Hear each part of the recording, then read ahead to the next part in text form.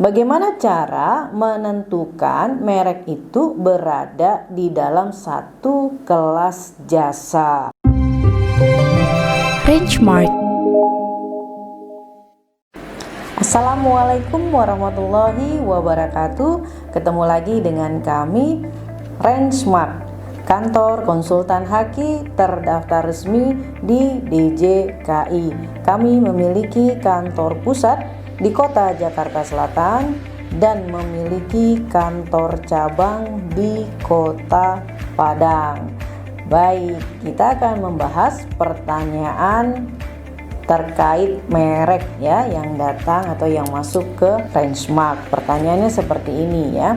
Bagaimana cara menentukan merek itu berada di dalam satu kelas jasa? Ya, kita ketahui ya bahwa proses pendaftaran merek harus menyebutkan jenis barang atau jasanya apa ya. Nah, kaitan jenis barang atau jasa itu akan disesuaikan dengan sistem klasifikasi merek kelas barang atau kelas jasa ya.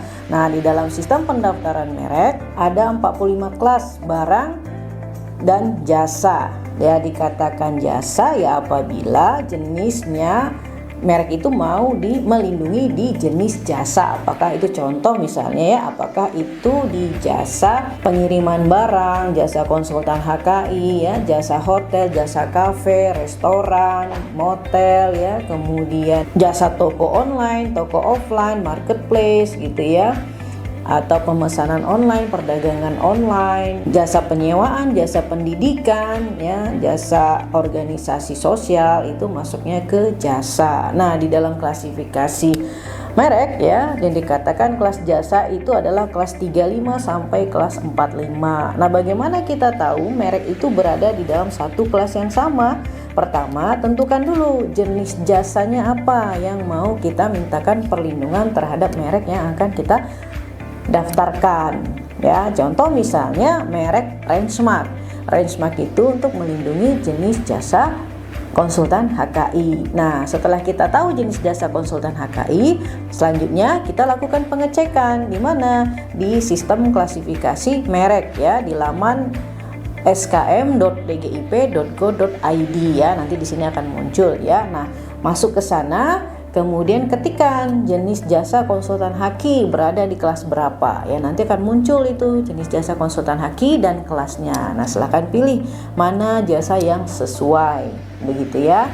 Nah, kalau misalnya ada 10 jenis jasanya ya kita ketik satu-satu ya. Jadi yang pertama itu di kelas berapa, kemudian ketik lagi jenis jasa yang kedua itu berada di kelas berapa. Nah, kalau misalnya berada di dalam satu kelas ya itu berarti semua berada dalam satu kelas. Atau bisa juga dengan mengklik kelasnya. Kalau kita sudah tahu misalnya ini semua kelima jenis jasa ini masuknya berada di kelas 43 misalnya, contoh ya hotel, restoran, kedai kopi gitu ya, penyediaan makanan dan minuman gitu ya, kemudian warung makan gitu ya, kemudian warung kopi. Nah, itu berada di kelas 43. Nah, bisa langsung klik tuh di kelas 43-nya. Nah, bisa di-scroll ke bawah, ke bawah, dicek ya, dipilih, silahkan dipilih jenis jasanya. Nah, saran kita pilihlah jenis jasa sesuai dengan yang kita perdagangkan saja ya, karena proses pemeriksaannya nanti per merek dan per